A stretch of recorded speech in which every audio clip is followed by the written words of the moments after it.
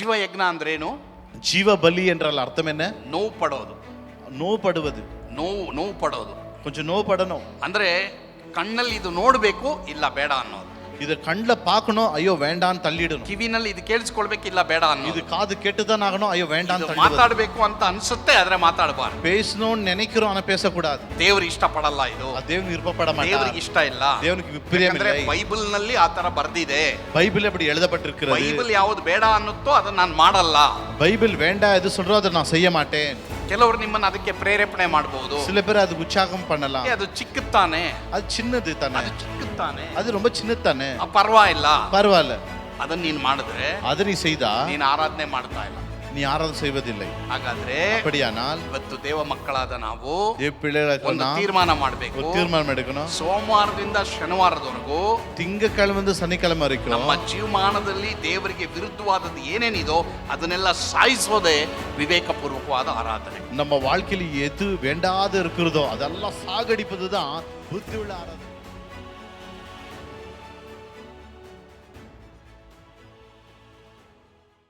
ಸ್ತೋತ್ರ. ಈ ದಿನ ಧ್ಯಾನಕ್ಕಾಗಿ ಆರಿಸಿಕೊಂಡಿರುವಂಥ ಸತ್ಯವೇದ ಭಾಗ, இன்னைக்கு தியானத்துக்கு தெரிந்து கொண்ட வேத பகுதி ಯೋಹಾನ್ ಬರೆದ ಸುವಾರ್ತೆ, யோவான் எழுதின சுவிசேஷம் 4ನೇ ಅಧ್ಯಾಯ 4வது அதிகாரம் 19ರಿಂದ 24ನೇ ವಚನವನ್ನ ಓದೋದನ್ನ ಕೇಳಿಸ್ಕೊಳ್ಳೋಣ. 19 முதல் ಜಾನ್ 4:19-24. ಯೋಹಾನ್ 4:19ರಿಂದ 24. யோவான் 4வது அதிகாரம் 19லிருந்து 24 வரை. ಅಯ್ಯ, ನೀನು ಪ್ರವಾದಿ ಎಂದು ನನಗೆ ಕಾಣುತ್ತದೆ. ನಮ್ಮ ಹಿರಿಯರು ಈ ಬೆಟ್ಟದಲ್ಲಿ ದೇವ ಆರಾಧನೆ ಮಾಡುತ್ತಿದ್ದರು, ಆದರೆ ನೀವು ಆರಾಧನೆ ಮಾಡತಕ್ಕ ಸ್ಥಳವು ಯೆರೂಸಲೇಮಿನಲ್ಲಿ ಅದೇ ಅನ್ನುತ್ತೀರಿ ಎಂದು ಹೇಳಿದಾಗ ಯೇಸು ಆಕೆಗೆ, ಅಮ್ಮ, ನಾನು ಹೇಳುವ ಮಾತನ್ನು ನಂಬು. ಒಂದು ಕಾಲ ಬರುತ್ತದೆ, ಆ ಕಾಲದಲ್ಲಿ ನೀವು ತಂದೆಯನ್ನು ಆರಾಧಿಸಬೇಕಾದರೆ ಈ ಬೆಟ್ಟಕ್ಕೂ ಹೋಗುವುದಿಲ್ಲ, ಯೆರೂಸಲೇಮಿಗೂ ಹೋಗುವುದಿಲ್ಲ. ஓதி, தமிழ்ನಲ್ಲಿ ஓதுறி. அப்பொழுது அந்த ஸ்திரீ அவரை நோக்கி, ஆண்டவரே, நீர் தீர்க்கதரிசி என்று காண்கிறேன்.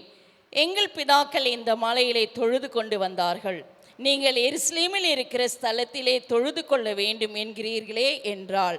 அதற்கு இயேசு, ஸ்திரீயே, நான் சொல்கிறதை நம்பு. நீங்கள் இந்த மலையிலும் எருசலேமிலும் மாத்திரமல்ல, எங்கும் பிதாவை தொழுது கொள்ளும் காலம் வருகிறது. நீங்கள் அறியாததை தொழுது கொள்கிறீர்கள், நாங்கள் அறிந்திருக்கிறதை தொழுது கொள்கிறோம். ஏனென்றால் ரட்சிப்பு யூதர்கள் வழியாய் வருகிறது. உண்மையாய் தொழுது கொள்ளுகிறவர்கள் பிதாவை ஆவியோடு உண்மையோடும் தொழுது கொள்ளும் காலம் வரும், அது இப்பொழுதே வந்திருக்கிறது. தம்மை தொழுது கொள்ளுகிறவர்கள் இப்படிப்பட்டவர்களாய் இருக்கும்படி பிதாவானவர் விரும்புகிறார். தேவன் ஆவியாய் இருக்கிறார், அவரை தொழுது கொள்ளுகிறவர்கள் ஆவியோடு உண்மையோடும் அவரை தொழுது கொள்ள வேண்டும் என்றார்.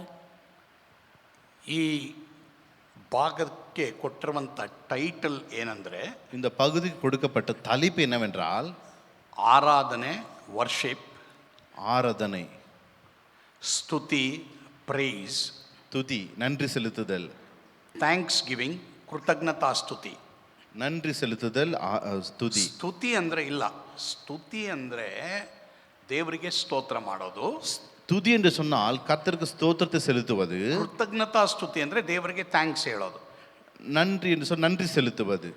ಸರಿ, ಈ ಭಾಗದಲ್ಲಿ ಸಮಾರ್ಯ ಸ್ತ್ರೀ ಮಾತ್ರವಲ್ಲದೆ ಯೇಸು ಸ್ವಾಮಿ ಇವರ ನಡುವೆ ಒಂದು ಸಂಭಾಷಣೆ ಆಗ್ತಾ ಇದೆ. சமாரிய ஸ்திரீ இயேசு சுவாமி இவர் ரெண்டு பேர் நடுவில் ஒரு சம்பாஷணை நடக்கிறது. ಸಮಾರ್ಯಕ್ಕೆ ಯಹೂದ್ಯರು ಹೋಗೋದಿಲ್ಲ, சமாரியக்கு யூதர்கள் போக மாட்டார்கள். ಯಾಕಂದ್ರೆ ಅಲ್ಲಿ ಕ್ಯಾಸ್ಟ್ ಪ್ರಾಬ್ಲಮ್. ஏனென்றால் அங்க ஜாதி பிரச்சனை இருந்தது. ಮಾತ್ರವಲ್ಲದೆ ಅಲ್ಲಿ ಅವ್ರನ್ನ ಬಹಳ ಕೀಳಾಗಿ ಎಣಿಸ್ತಾ ಇದ್ರು. அங்க ரொம்ப கீழே நடத்துவாங்க. ಯಾಕಂದ್ರೆ ಸಮಾರ್ಯದಿಂದನೇ ಬಹಳ ಸೂಳೆತನ, ವ್ಯಭಿಚಾರತನ ಇಸ್ರಾಯೇಲರಿಗೆ ಇಂಟ್ರೊಡ್ಯೂಸ್ ಆಗಿದ್ದರಿಂದ ಯಹೂದ್ಯರು ಇವ್ರನ್ನ ಬಹಳ ಕೇವಲವಾಗಿ ನೆನೆಸ್ತಾ ಇದ್ರು. சமாரிலிருந்து தான் விபச்சாரமும் வேசித்தனமும் வந்து கொண்டபடியினால் யூதர்கள் இவங்களை பார்த்து ரொம்ப கேவலமா எண்ணுவார்கள். ಯಾರಾದರೂ ನಿಮ್ಮನ್ನು ಕೇವಲವಾಗಿ ಎಣಿಸ್ತಾ ಇದ್ದಾರಾ? உங்களை அப்படி யாராவது கேவலமா எண்ணுறாங்களா? ದೇವರು ನಿಮ್ಮನ್ನ ಕೇವಲವಾಗಿ ಎಣಿಸಲ್ಲ. கர்த்தர் உங்களை கேவலமா எண்ண மாட்டார். ಅದಕ್ಕೆ ನೀವು ದೇವರಿಗೆ ಸ್ತೋತ್ರ ಮಾಡಬೇಕು. ஆகிய தேவனுக்கு நன்றி செலுத்துங்கள். ನಿಮ್ಮ ಕೆಲಸದ ಜಾಗದಲ್ಲಿ ಇರಬಹುದು, உங்களுடைய வேலை இடத்துல இருக்கலாம், ನಿಮ್ಮ ಮನೆಯಲ್ಲಿ ಇರಬಹುದು, வீட்டில் இருக்கலாம், சபையிலிರ್ಬೋದು, சபையில இருக்கலாம். ನಿಮ್ಮನ್ನು ಯಾರಾದರೂ ಕೇವಲವಾಗಿ ಎಣಿಸ್ತಾ ಇದ್ರೆ, உங்களை யாராவது கேவலமா எண்ணினால், ನಿಮ್ಮ ಎಜುಕೇಶನ್ ನಿಮಿತ್ತನೋ, உன் படிப்பு நிமித்தமாகவோ, ನಿಮ್ಮ ಮನೆ ನಿಮಿತ್ತನೋ, உன் வீட்டு சூழ்நிலை நிமித்தமாகவோ, ನಿಮ್ಮ ಸ್ಟೇಟಸ್ ನಿಮಿತ್ತನೋ, உங்க ஸ்டேட்டஸ் நிமித்தமாகவோ, ಅಥವಾ ನಿಮಗೆ ಇಂಗ್ಲಿಷ್ ಬರಲ್ಲ, ನಿಮಗೆ ತೆಲುಗು ಬರಲ್ಲ, ನಿಮಗೆ ಕನ್ನಡ ಬರಲ್ಲ, ತಮಿಳು ಬರಲ್ಲ ಎಂಬುದಾಗಿ ಹೇಳಿ ನಿಮ್ಮನ್ನು ದೂರ ಮಾಡ್ತಾ ಇದ್ದಾರಾ? உனக்கு இங்கிலீஷ் வராது, தமிழ் வராது, தெலுங்கு வராது என்று கேவலமா என்றாங்களா?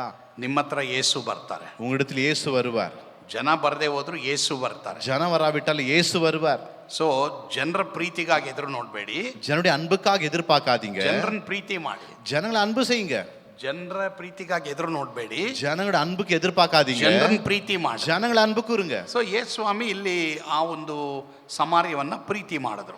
இயேசு சுவாமி அந்த சமாரிய அன்பு செய்தார். ಸೊ ಇಲ್ಲಿ ಆರಾಧನೆ ಬಗ್ಗೆ ಮಾತಾಡ್ತಾ ಇದ್ದಾರೆ ಯೇಸು ಸ್ವಾಮಿ. இங்க ஆராதனை குறித்து பேசுகிறார் இயேசு ಈ சுவாமி. ಸಮಾರ್ಯ ಸ್ತ್ರೀ ಏನ್ ಮಾಡ್ತಾ ಇದ್ದಾಳೆ? இந்த சமாரிய ஸ்திரீ என்ன செய்தாள்? ದೇವರನ್ನ ಆರಾಧನೆ ಮಾಡೋದ್ರ ಬಗ್ಗೆ ಮಾತಾಡ್ತಾ ಇಲ್ಲ.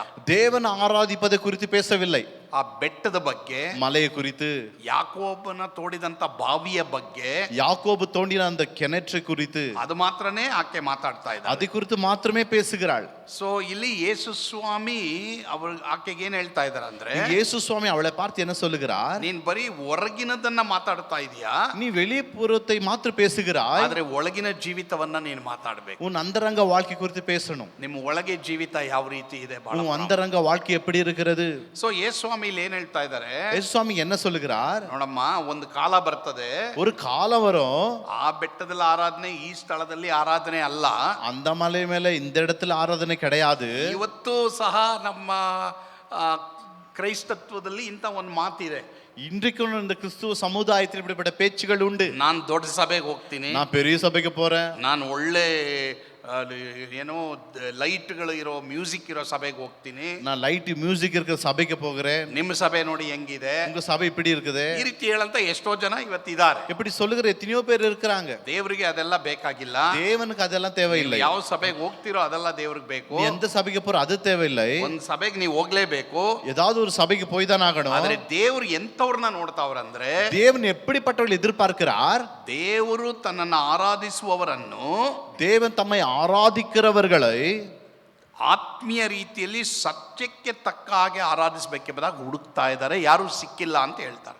ஆவியோடு உண்மையோடு ஆராதிக்கிறவர்களை தேடுகிறார், எதையும் கிடைக்கவில்லை.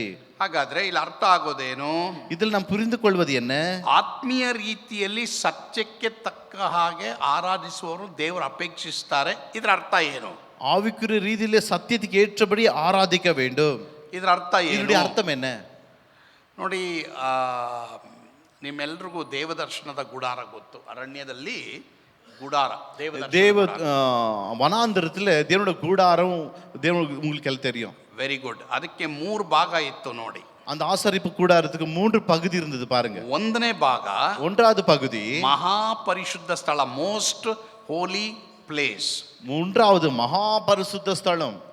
ಇದು ಫುಲ್ ಕವರ್ ಆಗಿತ್ತು, இது முழுமையாக மூடிக்கொண்டிருக்கும். ಎರಡನೇ ಸ್ಥಳ, இரண்டாவது இடம் ಪರಿಶುದ್ಧ ಸ್ಥಳ, பரிசுத்த ஸ்தலம். It was Holi place. இது பரிசுத்த இடம். ಇದೂ ಏನಾಗಿತ್ತು? ಕ್ಲೋಸ್ ಆಗಿತ್ತು, இதுவும் மூடப்பட்டிருந்தது. ಮತ್ತೆ ಮೂರನೇ ಸ್ಥಳ, மூன்றாவது இடம் ಹೊರಾಂಗಣ ಅಥವಾ ಔಟರ್ ಕೋರ್ಟ್ ಎಂಬುದಾಗಿ ನಾವು ನೋಡ್ತೀವಿ. வெளி இருக்கிற பிரகாரம் என்று சொல்வார்கள். ಇದು ಮಾತ್ರ ಹೊರಗಡೆ ತೆರೆದಿತ್ತು. இந்த பிரகாரம் மாத்திரம் வெளி பக்கமா இருந்திருது. ಸರಿ, ಇದು ಇನ್ನೂ ಸ್ವಲ್ಪ ನಿಮಗೆ ಕ್ಲೀನ್ ಆಗಿ ಎಕ್ಸ್ಪ್ಲನೇಷನ್ ಮಾಡ್ತೀನಿ. ನಾನು ಆರಾಧನೆ, ಸ್ತುತಿ, ಕೃತಜ್ಞತಾ ಸ್ತುತಿ, ಇದು ಮೂರಕ್ಕಿರುವಂತ ವ್ಯತ್ಯಾಸ ನಾನು ನಿಮ್ಗೆ ತಿಳಿಸಕ್ಕೆ ಇಷ್ಟಪಡ್ತೀನಿ. இந்த 3 காரியங்கள் சொல்லி ஆராதனை, துதி, நன்றியுள்ள ವೆರಿ ಗುಡ್ செலுத்துதல் குறித்து பேசுகிறேன். ಸರಿ, ಈಗ 1 ತೆಸಲೋನಿಕ 1 தெசலோனிக்கேயர் 5ನೇ ಅಧ್ಯಾಯ 5வது அதிகாரம் 23ನೇ ವಚನವನ್ನ ಓದೋದನ್ನ ನಾವು ಕೇಳಿಸ್ಕೊಳ್ಳೋಣ. 1 ತೆಸಲೋನಿಕ 5:23. ಓದಿ ಬ್ರದರ್. 1 தெசலோனிக்கே 5வது அதிகாரம் 3வது வசனம். ಶಾಂತಿದಾಯಕನಾದ ದೇವರು ತಾನೇ ನಿಮ್ಮನ್ನು ಪರಿಪೂರ್ಣವಾಗಿ ಪವಿತ್ರ ಮಾಡಲಿ. ನಮ್ಮ ಕರ್ತನಾದ ಯೇಸು ಕ್ರಿಸ್ತನು ಪ್ರತ್ಯಕ್ಷನಾದಾಗ ನಿಮ್ಮ ಆತ್ಮ, ಪ್ರಾಣ, ಶರೀರಗಳು ದೋಷವಿಲ್ಲದೆ ಸಂಪೂರ್ಣವಾಗಿ ಕಾಣಿಸುವಂತೆ ಕಾಪಾಡಲ್ಪಡಲಿ. சமாதானத்தின் தேவன் தாமே உங்களை முற்றிலும் பரிசுத்தமாக்குவாராக. உங்கள் ஆவி, ஆத்மா, சரீரம் முழுவதும் நம்முடைய கர்த்தராகிய இயேசு கிறிஸ்து வரும்போது குற்றமற்றதாய் இருக்கும்படி ಕಾಕப்படுவதாக. ಸರಿ, ಈಗ ನಾವು ಮಹಾಪರಿಶುದ್ಧ ದೇವದರ್ಶನ ಗುಡಾರ ಆ ಪಿಕ್ಚರ್ ಆಗ್ತೀಯಪ್ಪ. ದೇವದರ್ಶನ அந்த ಗುಡಾರ. ஆசாரிப்பு கூடாரத்தை பார்ப்போம். ಸರಿ, ಇಲ್ಲಿ ನೀವು ನೋಡಿದ್ರೆ இங்க நீங்க பார்த்தால் ಮಹಾಪರಿಶುದ್ಧ ಸ್ಥಳಕ್ಕೆ ಯಾರು ಹೋಗಕ್ ಆಗ್ತಾ ಇರಲಿಲ್ಲ, மகா பரிசுத்த இடத்துக்கு யாரும் போகவே முடியாது. ಯಾಕಂದ್ರೆ ಅದು ಕ್ಲೋಸ್ ಆಗಿತ್ತು. ஏன்னா அது மூடப்பட்டிருந்தது. ಮತ್ತೆ ಅದಕ್ಕೆ ಏನ್ ಹೇಳ್ತಾರೆ, ಆತ್ಮ ಎಂಬುದಾಗಿ ಹೇಳ್ತಾರೆ. அதுக்கு ஆத்மா என்று சொல்வார்கள். ಆತ್ಮ ಯಾರು ನೋಡಕ್ಕಾಗಲ್ಲ ಅಲ್ವಾ? ஆத்மா யாரும் பார்க்க முடியாது இல்லையா? ಸರಿ, ಎರಡನೇ ಸ್ಥಳಕ್ಕೆ ரெண்டாவது இடத்துக்கு ಅದು ಪರಿಶುದ್ಧ ಸ್ಥಳ, அது பரிசுத்தம் இடம், ಅದನ್ನು ಸಹ ಕ್ಲೋಸ್ ಆಗಿತ್ತು. அதுவும் மூடப்பட்டிருந்தது. ಅದಕ್ಕೆ ಪ್ರಾಣ ಎಂಬುದಾಗಿ ಹೇಳ್ತಾರೆ. அதுக்கு ஆவி என்று சொல்வார்கள். ಪ್ರಾಣ ಯಾರಾದ್ರೂ ನೋಡಕ್ಕಾಗತ್ತಾ? அந்த ஆவியை உயிரை பார்க்க முடியுமா? ಯಾಕೆ ನೋಡಕ್ಕಾಗಲ್ಲ ಅಂದ್ರೆ ಅದು ಕವರ್ ಆಗಿದೆ, அந்த ஆவி மூடப்பட்டிருந்தது. ಆದರೆ ಮೂರನೇ ಸ್ಥಳ ಇದೆ ನೋಡಿ, ಮೂರನೇದು ಔಟರ್ ಕೋರ್ಟ್, ಹೊರಗಡೆ ನೋಡಿ, மூன்றாவது இடத்து வெளிப்பக்கமா ಅಲ್ಲಿ ಮಾತ್ರನೇ ಜನ ನಿಲ್ತಾ ಇದ್ರು. அங்க மாத்திரம்தான் அந்த பிரகாரங்களில ஜனங்கள் நிற்பார்கள். ಅದಕ್ಕೆ ಏನ್ ಹೇಳ್ತಾರೆ, அதுக்கு என்ன சொல்வார்கள்? ದೇಹ ಎಂಬುದಾಗಿ ಹೇಳ್ತಾರೆ. சரீரம். ಸರಿ, ಇವಾಗ ಗಮನ ಇಡಿ, கவனமா கேளுங்க. ಹಳೆ ಒಡಂಬಡಿಕೆಯಲ್ಲಿ பழைய ஏற்பாடுல ಭಕ್ತರು, பக்திமான்கள் ಯೇಸು ಸ್ವಾಮಿ ಈ ಸಮಾರ್ಯ ಸ್ತ್ರೀ ಜೊತೆ ಮಾತನಾಡುವವರೆಗೂ, ಪೆಂಟಿಕಾಸ್ಟ್ ದಿನ ಬರೋವರೆಗೂ, சமர ஸ்திரியோடு அது பேசுற வரைக்கும், ಪೆಂಟಿಕಾಸ್ಟ್ ಬರೋವರೆಗೂ, அந்த பெந்தகோஸ் நாள் வர வரைக்கும் ಹಳೆ ಒಡಂಬಡಿಕೆಯಲ್ಲಿ ಇರುವಂತ ಎಲ್ಲರೂ ಬರೀ ದೇಹ ಮತ್ತು ಪ್ರಾಣದಲ್ಲಿ ಮಾತ್ರನೇ ಆರಾಧನೆ ಮಾಡ್ತಾ ಇದ್ರು. பழைய ஏற்பாட்டில் எல்லா ஜனங்களும் சரீரம் ஆவியோட தான் ஆராதிப்பார்கள். ಆದ್ರೆ ಆತ್ಮದಲ್ಲಿ ಆರಾಧನೆ அந்த ஆத்துமால் ஆராதிக்க மாட்டார்கள். ಅದಕ್ಕೆ ಯೇಸುಸ್ವಾಮಿ ಹೇಳಿದ್ದು, அதுக்காக இயேசுவாமி சொன்னார், ಆತ್ಮದಲ್ಲಿ ಆರಾಧಿಸುವವರನ್ನ ತಂದೆಯಾದ ದೇವರು ಹುಡುಕ್ತಾ ಇದ್ದಾರೆ, ಆ ಕಾಲ ಬರುತ್ತದೆ ಎಂಬುದಾಗಿ ಯೇಸುಸ್ವಾಮಿ ಹೇಳಿದ್ದು. ஆவியோடு உண்மையோடு ஆராதிக்கிறவங்களை தேவன் எதிர்பார்த்து கொண்டு இருக்கிற அந்த காலம் வரப்போகிறது. ನೋಡಿ, ಹಳೆ ಒಡಂಬಡಿಕೆಯಲ್ಲಿ ಅವ್ರ ಹಾಡಿತ್ತು, பழைய ஏற்பாடுல பாடல்கள் இருந்தது, ವಾದ್ಯ ಇತ್ತು, வார்த்தை இருந்தது, ಕುಣಿದಾಟ ಇತ್ತು, நடனம் இருந்தது, ಎಲ್ಲರೂ ಕುಣಿದಾಡ್ತಾ ಇದ್ರು, எல்லாரும் நடனம் ஆடுவார்கள், ಎಲ್ಲ ಚೆನ್ನಾಗಿತ್ತು. எல்லாம் நல்லா இருந்தது. ಆದರೆ ஆனாலும் ಹೊಸ ಒಡಂಬಡಿ ಯೇಸು ಸತ್ತಾಗ இயேசு மரிக்கும் பொழுது ಆ ಪರದೆ ಹರಿದೋಯ್ತು, அந்த திரை கிழிக்கப்பட்டது. ಆ ಪರಿಶುದ್ಧ ಸ್ಥಳ ಮತ್ತು ಪರಿಶುದ್ಧ ಸ್ಥಳದ ಪರದೆ ಹರಿದೋಯ್ತು. அந்த பரிசுத்த ஸ்தலம், மகா பரிசுத்த ஸ்தலம், அந்த திரை கிழிக்கப்பட்டது. ಅಂದ್ರೆ ಹೊಸ ಒಡಂಬಡಿಕೆಯಲ್ಲಿ புதிய ஏற்பாடுல ಬರೀ ದೇಹ ಮಾತ್ರ ಅಲ್ಲ, வெறும் சரீரம் மாத்திரமல்ல, ಬರೀ ಪ್ರಾಣ ಮಾತ್ರ ಅಲ್ಲ, வெறும் ஆத்மா மாத்திரமல்ல, ಆತ್ಮದಲ್ಲಿಯೂ ಆರಾಧನೆ ಮಾಡಬೇಕು. ஆவியோடு ஆத்மாவோடு ஆராதிக்க வேண்டும். ಎಷ್ಟೋ ಜನ ಬರೀ ದೇಹ ಪ್ರಾಣದಲ್ಲಿ ಆರಾಧನೆ ಮಾಡ್ತಾ ಇದ್ದಾರೆ. எத்தனையோ பேர் இந்த சரீரம் ஆவியோடு ஆராதிக்கிறாங்க, ஆத்மால ஆராதிப்பதில்லை. ಇಲ್ಲ, ಅದು ಹೆಂಗೆ ನೋಡಿ, ದಯವಿಟ್ಟು ಓದ್ರಿ. 1 ತೆಸಲೋನಿಕ 5:23 ಕರೆಕ್ಟ್. ஆவி ஆத்துமா சரீரம். ಸರಿ, ವೆರಿ ಗುಡ್. ಆವಿ, ஆத்மா சரீரம். ಆವಿ ಶರೀರಂ, ஆவி ದೇಹ ಮತ್ತು ಪ್ರಾಣ, சரீரம் ஆவி, ಇದರಲ್ಲಿ ಮಾತ್ರನೇ ಹಳೆ ಒಡಂಬಡಿಕೆಯಲ್ಲಿ ಆರಾಧನೆ ಮಾಡ್ತಾ ಇದ್ದಾರೆ. இதுல மாத்திரம் தான் பழைய ஏற்பாடு ஆராதிப்பார்கள். ಇಷ್ಟಕ್ಕೆ ನಮ್ಮ ಆರಾಧನೆ ನಿಲ್ಬಾರದು. இதுக்கே இந்த அளவுக்கு நம்ம ஆராதனை முடிந்து விடக்கூடாது. ಎಷ್ಟೋ ಜನ ಏನ್ ಮಾಡ್ತಾರೆ ನೋಡ್ರಿ, எத்தனை பேர் என்ன செய்வாங்க, ಇಲ್ಲಿ ಮ್ಯೂಸಿಕ್ ಸರಿ ಇಲ್ಲ, ಮ್ಯೂಸಿಕ್ ಸರಿಯಾರ ಆಲಯಕ್ಕೆ ಹೋಗ್ತೀನಿ ಅಂತಾರೆ. இங்க மியூசிக் சரியில்லை, மியூசிக் நல்லா இருக்கிற ஆலயத்துக்கு போவோம். ಅವ್ರು ಬರೀ ಹಳೆ ಒಡಂಬಡಿಕೆ ಆರಾಧನೆ ಹುಡುಕ್ತಾ ಇದ್ದಾರೆ. அவங்க பழைய ஏற்பாடு ஆராதனை மாத்திரம் தேடுறாங்க. ಕೆಲವರು ಇಲ್ಲಿ ಎಮೋಷನ್ ಇಲ್ಲ, ಜನ ಕುಣಿದಾಡ್ತಾ ಇಲ್ಲ ಎಂಬುದಾಗಿ ಹೇಳಿ ಬೇರೆ ಸಭೆಗೆ ಹೋಗ್ತಾರೆ ಅಂತ ಇಟ್ಕೊಳ್ಳಿ. எமோஷனலா இல்ல, ஜனங்க குதிக்கிறதுல என்று சொல்லி வேற இடத்துக்கு போறாங்கன்னு நினைக்கிறீங்க. ಅವರು ಹಳೆ ಒಡಂಬಡಿಕೆ ಆರಾಧನೆ ಮಾಡ್ತಾರೆ, பழைய ஏற்பாடின் ஆராதனை, ಹಳೆ ಒಡಂಬಡಿಕೆ ಆರಾಧನೆ ಹುಡುಕ್ತಾ ಇದ್ದಾರೆ, பழைய ஏற்பாடின் ஆராதனை தேடுறாங்க. ಹೊಸ ಒಡಂಬಡಿಕೆ ಆರಾಧನೆ ಹೆಂಗಿರ್ಬೇಕಂದ್ರೆ, புதிய ஏற்பாடின் ஆராதனை எப்படி இருக்க வேண்டும்? ದೇಹದಲ್ಲೂ ಇರಬೇಕು, சரீரத்திலும் இருக்கணும், ಪ್ರಾಣದಲ್ಲೂ ಇರಬೇಕು, ஆவிலும் இருக்கணும், ಆತ್ಮದಲ್ಲೂ ಇರಬೇಕು, ஆத்துமாவிலும் இருக்க வேண்டும். ಹಾಗಾದ್ರೆ ಇವತ್ತು ಪ್ರಶ್ನೆ ಏನಂದ್ರೆ, இன்னைக்கு கேள்வி என்னவென்றால், ಸಭೆಗಳು ನಾವು ನೋಡ್ತಾ ಇದ್ದೀವಿ, சபைகளை நாம் பார்க்கிறோம், ಎಂತ ಆರಾಧನೆ ನೀನು ನಾನು ಹುಡುಕ್ತಾ ಇದ್ದೀವಿ. எப்படிப்பட்ட ஆராதனை நீ நானும் தேடுகிறோம். ನೀನ್ ಎಂತ ಸಭೆಗೆ ಹೋದ್ರು, நீ எப்படிப்பட்ட சபைக்கு போனாலும் ಆತ್ಮದಲ್ಲಿ ಆರಾಧನೆ ಮಾಡದೆ ಹೋದ್ರೆ, ஆத்துமாவில் ஆராதனை செய்யாவிட்டால் ನೀನ್ ದೇವರಿಗೆ ಮೆಚ್ಚುಗೆ ಆಗಲ್ಲ. நீ தேவனுக்கு பிரியமா இருக்க ನೀನ್ முடியாது. ದೊಡ್ಡ ಸಭೆಗೆ ಹೋಗು, ಚಿಕ್ಕ ಸಭೆಗೆ ಹೋಗು, நீ பெரிய சபைக்கு போ, சின்ன சபைக்கு போ, ಆತ್ಮದಲ್ಲಿ ಆರಾಧನೆ ಮಾಡದೆ ಹೋದ್ರೆ, ஆத்துமாவில் ஆராதிக்காவிட்டால் ಬರೀ ಎಲ್ರಿಗೂ ಹೇಳ್ಬೋದು ನಾನು ದೊಡ್ಡ ಸಭೆಗೆ ಹೋಗ್ತಾ ಇದ್ದೀನಿ ಅಂತ, நீ வெறும் சொல்லலாம் நான் பெரிய சபைக்கு போறேன் என்று சொல்லி, ಬಟ್ ಆದ್ರೆ ನೀನು ಆತ್ಮದಲ್ಲಿ ಆರಾಧನೆ ಮಾಡ್ತಾ ಇಲ್ಲ. நீ ஆத்துமாவில் ஆராதிக்கவில்லை. ಎಷ್ಟೋ ಜನ ನೋಡಿ ಈ ಸಭೆಯಲ್ಲಿ ತಪ್ಪು ಮಾಡೋದು, எத்தனையோ பேர் பாருங்க, இந்த சபையில தவறு செய்வது, ದೇವರ ವಾಕ್ಯಕ್ಕೆ ವಿರುದ್ಧವಾಗಿ ಜೀವಿಸೋದು, கர்த்தருடைய வார்த்தைக்கு விரோதமாய் வாழ்வது, ಆಮೇಲೆ ಲಾಸ್ಟ್ ಅಲ್ಲಿ ಹೇಳೋದೇನು, கடைசியில் சொல்றது என்ன, ನಾನು ದೊಡ್ಡ ಸಭೆಗೆ ಹೋಗ್ತಾ ಇದ್ದೀನಿ, நான் பெரிய சபைக்கு போறேன். ಆತ್ಮದಲ್ಲಿ ಆರಾಧನೆ ಮಾಡ್ತಾ ಇಲ್ಲ ನೀನು. நீ ஆத்மால ஆராதனை செய்யவில்லை. ಸೊ ಇವತ್ತು ನಾವು ನೋಡಕ್ ಹೋಗೋಣ. இன்றைக்கு நாம் பார்க்கலாம் ಕೃತಜ್ಞತಾ ಸ್ತುತಿ, நன்றியோடு உள்ளம் ಸ್ತುತಿ துதி ಮಾತ್ರವಲ್ಲದೆ ಆರಾಧನೆ ಬಗ್ಗೆ ವ್ಯತ್ಯಾಸವನ್ನ ನಾವು ನೋಡೋಣ. ஆராதனை குறித்து வித்தியாசம். ಸರಿ, ಈಗ ಎಲ್ಲರೂ ನಾವು ದೇವರ ಸನ್ನಿಧಾನದಲ್ಲಿ ಒಂದು ನಿಮಿಷ ಕಣ್ಮುಚ್ಚೋಣ. எல்லாரும் கண்களை மூடலாமா? ನಾವು ನಿಜವಾಗ್ಲೂ ಆತ್ಮದಲ್ಲಿ ದೇವರನ್ನ ಆರಾಧನೆ ಮಾಡ್ತಾ ಇದ್ದೀವಾ? ஆத்மாவோடு நாம் தேவனை ஆராதிக்கிறோமா? ಆತ್ಮದಲ್ಲಿ ಆರಾಧನೆ ಮಾಡೋ ಅರ್ಥ ಏನು ಅಂತ ನಾನು ನಿಮಗೆ ಲಾಸ್ಟ್ ಅಲ್ಲಿ ಹೇಳ್ತೀನಿ. ஆத்மால ஆராதிப்பது அர்த்தம் நான் கடைசியில் சொல்லுகிறேன். ಅಲ್ಲಿವರೆಗೂ ನಮ್ಮ ಸಭೆಯಲ್ಲಿರೋ ಪ್ರತಿಯೊಬ್ಬೊಬ್ಬರು ದೇವರೇ ನಾವು ಆತ್ಮದಲ್ಲಿ ನಿನ್ನನ್ನು ಆರಾಧನೆ ಮಾಡಬೇಕು, ಆ ರೀತಿ ಕೃಪೆ ಕೊಡಿ. ಇಲ್ಲಿವರೆಗೂ ನಾವು ಮಾಡಿಲ್ಲ, ಇನ್ಮೇಲೆ ಮಾಡಬೇಕು. நம்ம சபையில் இருக்கிற ஒவ்வொருத்தரும் ஆண்டவரை இதுவரைக்கும் நான் ஆத்துமாவில் ஆராதிக்கவில்லை, இன்று முதல் நான் ஆத்துமாவில் ನಮ್ಮನ್ನ ஆராதிக்கிறேன், ಕ್ಷಮಿಸು ದೇವರೇ. எங்களை மன்னிப்பீராக. ಆಮೇನ್ ಆಮೇನ್. ಸರಿ, ಈಗ ನಾವು ಕೃತಜ್ಞತಾ ಸ್ತುತಿ ಬಗ್ಗೆ ನಾವು ಕಲಿಯೋಣ. நன்றி துதியை பற்றி நாம் பார்க்கலாம். ಸರಿ, ಕೃತಜ್ಞತಾ ಸ್ತುತಿ ಅಂದ್ರೇನು? நன்றியுள்ள துதி என்றால் என்ன? ದೇವರು ನಮಗೆ ಕೊಟ್ಟಿರುವಂಥ ಎಲ್ಲ ಕಾರ್ಯಗಳಿಗಾಗಿ ದೇವರಿಗೆ ವಂದನೆ ಹೇಳೋದು. தேவன் நமக்கு கொடுத்திருக்கிற எல்லா காரியங்களை குறித்து தேவனுக்கு நன்றி செலுத்துவது. ಮನೆ, வீடு, ಊಟ, உணவு, ಬಟ್ಟೆ, உடை, ಕೆಲಸ, வேலை, ಎಜುಕೇಶನ್, படிப்பு, ಬಿಸ್ನೆಸ್, பிசினஸ், ಆರೋಗ್ಯ, சுகம், ಸೇವೆ, ஊழியம், ಇದೆಲ್ಲದಕ್ಕೂ ದೇವರಿಗೆ ಯಾವಾಗಲೂ ನಾವು ವಂದನೆ ಹೇಳೋರಾಗಿರ್ಬೇಕು. இது எல்லாவற்றுக்கும் தேவனுக்கு எப்பொழுதும் நன்றி செலுத்துவங்களாக இருக்க வேண்டும். ಅದಕ್ಕೆ ಕೃತಜ್ಞತಾ ಸ್ತುತಿ ಎಂಬುದಾಗಿ ಹೇಳುವಂಥವರಾಗಿದ್ದೆ. அதுக்கு தான் நன்றி துதி செலுத்த வேண்டும் என்று சொல்லுகிறோம். ಸಾಧಾರಣವಾಗಿ ಭಾನುವಾರದಲ್ಲಿ ನಡೆಯೋದು ಇದೇನೆ. சாதாரணமாக ஞாயிற்றுக்கிழமை நடப்பது இதுதான். ಇದು ಭಾನುವಾರದಲ್ಲಿ ನಡಿಬೇಕು. இது ஞாயிற்றுக்கிழமை நடத்த வேண்டும். ದೇವರಿಗೆ ಕೃತಜ್ಞತಾ ಸ್ತುತಿ, ಥ್ಯಾಂಕ್ಸ್ ಹೇಳಬೇಕು. தேவனுக்கு நன்றி துதி செலுத்த ಇವತ್ತು வேண்டும். ಎಷ್ಟೋ ದೇವ ಮಕ್ಕಳಿಗೆ ಥ್ಯಾಂಕ್ಸ್ ಇಲ್ಲ. எத்தனையோ பிள்ளைகளுக்கு நன்றி இல்லை. ಮನೆ ನೋಡಿದ್ರೆ ಥ್ಯಾಂಕ್ಸ್ ಇಲ್ಲ.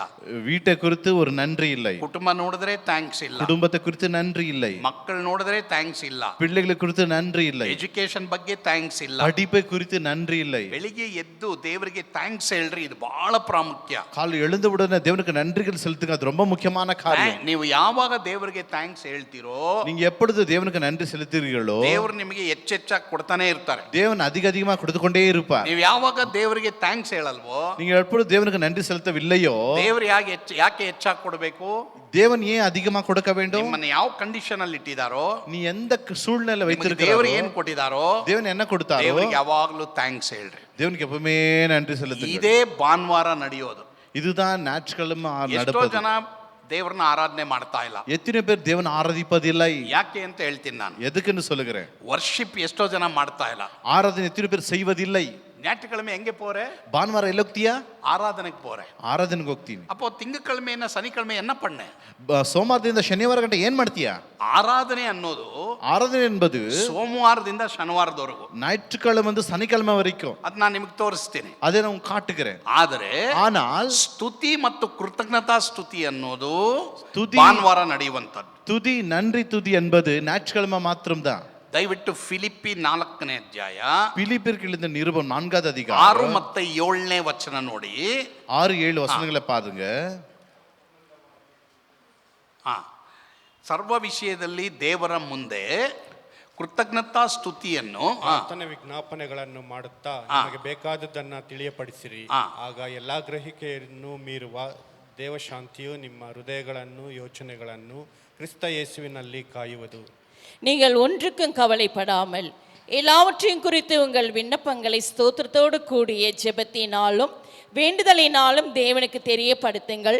அப்பொழுது எல்லா புத்திக்கும் மேலான தேவ சமாதானம் உங்கள் இருதயங்களையும் உங்கள் சிந்தனைகளையும் கிறிஸ்து இயேசுவுக்குள்ளாக காத்துக்கொள்ளும். ಸರಿ, ಎಲ್ರು ಗಮನ ಇಡಿ. கவனமா கேளுங்க. ಕೃತಜ್ಞತಾ ಸ್ತುತಿ ಅಂದ್ರೆ நன்றி உள்ள துதி என்றால் ನಿಮಗೆ ಚಿಂತೆ ಇರಬಾರದು. உனக்கு கவலை இருக்க கூடாது. ಯಾರಿಗಾದ್ರೂ ಚಿಂತೆ ಇದೆಯಾ? யாருக்கா கவலை இருக்குதா? ಕೃತಜ್ಞತಾ ಸ್ತುತಿ ಇಲ್ಲ ಅಂತ ಅರ್ಥ. நன்றி உள்ள துதி இல்லை என்று அர்த்தம். ಯಾವುದ್ರ ಬಗ್ಗೆ ನೀವು ಚಿಂತೆ ಮಾಡ್ತಾ ಇದ್ದೀರಾ? எதை குறித்து கவலைப்படுகிறாய்? ಆ ಚಿಂತೆಯನ್ನ ದೇವ್ರ ಮೇಲೆ ಹಾಕ್ರಿ. அந்த கவலை தேவன் மேல போட்டு விடு. ನೀವು ಭಾನುವಾರ ಇಲ್ಲಿ ದೇವ್ರನ್ನ ಸ್ತುತಿಸುವುದಕ್ಕೆ ಬರಕ್ಕಿಂತ ಮುಂಚೆ, இங்க ஞாயிற்றுக்கிழமை தேவனை துதிக்கு முன்பாகவே ನೀವು ಮನೆಯಲ್ಲೇನೆ ಏನ್ ಮಾಡ್ಬಿಡ್ಬೇಕು? நீங்க வீட்லயே என்ன சொல்லணும்? ನಿಮಗಿರುವಂತ ಚಿಂತೆಯನ್ನ ಬಿಟ್ಬಿಟ್ಟು ಬಂದ್ಬಿಡ್ಬೇಕು. உங்க கவலை எல்லாம் அங்கே விட்டுட்டு வந்துடும். ದೇವ್ರ ಮೇಲೆ ಹಾಕ್ಬಿಟ್ಟು ಬಂದ್ಬಿಡ್ಬೇಕು. அது தேவன் மேல போட்டுட்டு வந்து. ಯಾರಿಗಾದ್ರೂ ಇವತ್ತು ಚಿಂತೆ ಇದೆಯಾ? யார் மேல இன்னைக்கு யாருக்காவது கவலை இருக்குதா? ಚಿಂತೆ ಇದ್ರೆ ಏನ್ ಇರಲ್ಲ. கவலை இருந்தா என்ன இருக்காது? ಇಲ್ಲಿ ನೋಡ್ರಿ ಏನ್ ಬರ್ದಿದೆ, இங்க என்ன இருக்குது பாருங்க, ದೇವ ಶಾಂತಿ ಇರಲ್ಲ. தேவ சமாதானம் இருக்காது. ನಮ್ಮ ಯೋಚನೆಯಲ್ಲಿ ನಮ್ಮ ಹೃದಯದಲ್ಲಿ ದೇವ ಶಾಂತಿ ಇರಲ್ಲ. நம்முடைய யோசனையில தேவ சமாதானம் இருக்காது. ಯಾರಿಗಾದ್ರೂ ದೇವ ಶಾಂತಿ ಇಲ್ವಾ? யாருக்காவது தேவ சமாதானம் இல்லையா? ಈಗಲೇ ನಿಮ್ಮ ಚಿಂತೆಯನ್ನ ಏಸಪ್ಪ ಮೇಲೆ ಹಾಕ್ಬಿಡ್ರಿ. இன்றைக்கு உங்க கவலை எல்லாம் தேவன் மேல போட்டு விடுங்க. ಖಂಡಿತವಾಗಿ ತಕ್ಷಣವೇ ನಿಮಗೆ ದೇವ ಸಮಾಧಾನ ಮಾತ್ರವಲ್ಲದೆ ದೇವ ಶಾಂತಿ ನಿಮ್ಮ ಹೃದಯದೊಳಗೆ ಬರುತ್ತೆ. நிச்சயமாக தேவ சமாதானம் ನೆಮ್ಮದಿ உங்க உள்ளத்தில் வரும். ಸೊ ಫಸ್ಟ್ ದೇವರ ಮುಂದೆ ಏನ್ ಮಾಡ್ಬೇಕಂತೆ? முதலாவது தேவனுக்கு முன்பாக என்ன செய்யணும்? ಚಿಂತೆ ಮಾಡಬಾರ್ದಂತೆ, கவலைப்படக்கூடாதான், ಆದ್ರೆ ಕೃತಜ್ಞತಾ ಸ್ತುತಿ ಮಾಡ್ಬೇಕು. நன்றி செலுத்த வேண்டும். Very very important. ரொம்ப முக்கியமான ಎಲ್ಲ காரியம். ಎಲ್ಲ ಕರಗಳ ಮೇಲೆ ಎತ್ರಿ, ಎಲ್ಲ ಕರங்களை உயர்த்துங்க. ದೇವರೇ ನಿನಗೆ ಥ್ಯಾಂಕ್ಸ್ ಹೇಳ್ತೀನಿ. ದೇವರೇ ஆண்டவரே உமக்கு நன்றி ಊಟ செலுத்துகிறேன். ಕೊಟ್ಟಿದ್ದಕ್ಕಾಗಿ உணவுக்காக நன்றி, ಮನೆ ಕೊಟ್ಟಿದ್ದಕ್ಕಾಗಿ வீட்டுக்காக நன்றி, ಕುಟುಂಬ ಕೊಟ್ಟಿದ್ದಕ್ಕಾಗಿ குடும்பத்துக்காக நன்றி, ಎಜುಕೇಶನ್ ಕೊಟ್ಟಿದ್ದಕ್ಕಾಗಿ படிப்புக்காக நன்றி, ವ್ಯಾಪಾರ ಕೊಟ್ಟಿದ್ದಕ್ಕಾಗಿ என் ಥ್ಯಾಂಕ್ಸ್, பிசினஸ்க்காக நன்றி, ನನಗೆ ಕೆಲಸ ಕೊಟ್ಟಿದ್ದಕ್ಕಾಗಿ நல்ல ಥ್ಯಾಂಕ್ಸ್, வேலை கொடுத்ததுக்காக நன்றி, ಸಂಬಳ ಕೊಟ್ಟಿದ್ದಕ್ಕಾಗಿ என் thanks. வருமானம் ನನಗೆ கொடுத்ததுக்காக ಒಳ್ಳೆ நன்றி, ಆರೋಗ್ಯ நல்ல ಕೊಟ್ಟಿದ್ದಕ್ಕಾಗಿ சுகத்துக்காக நன்றி.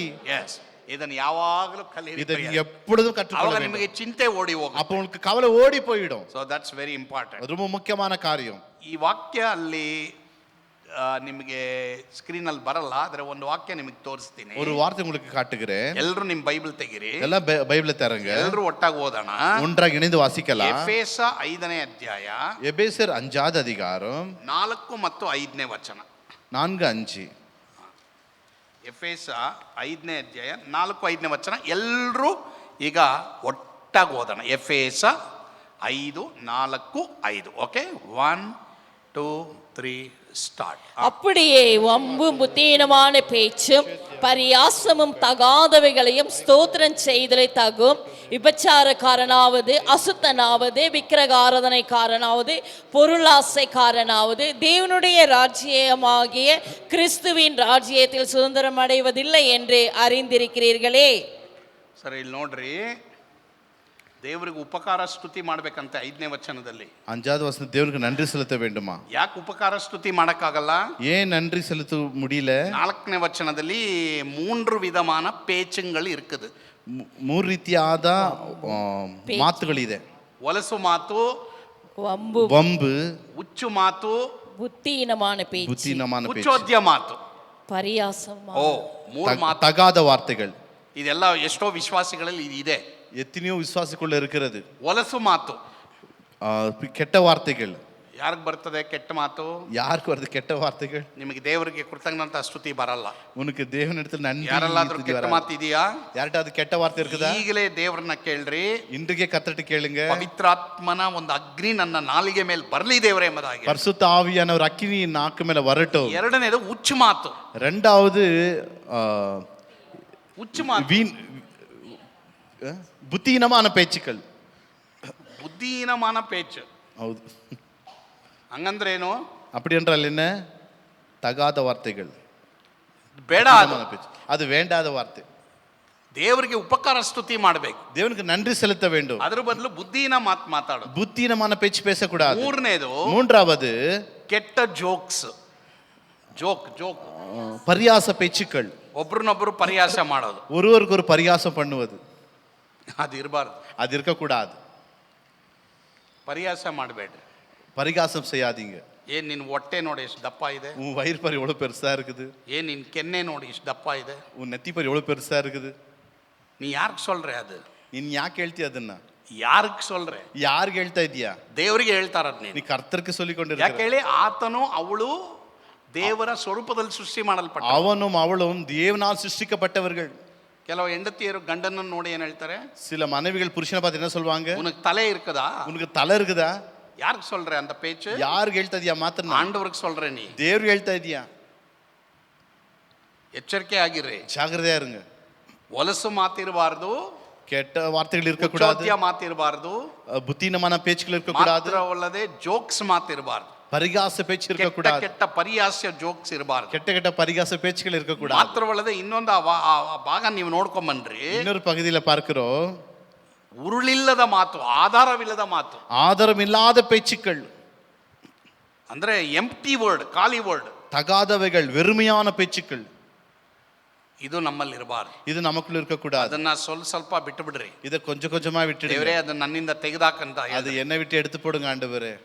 ಎಷ್ಟೋ ಜನ ಸಭೆಯಲ್ಲಿ ಹಂಗಂತೆ ಹಿಂಗಂತೆ ಹಂಗಂತೆ ಹಿಂಗಂತೆ ಬೇಡ ನಮಗೆ.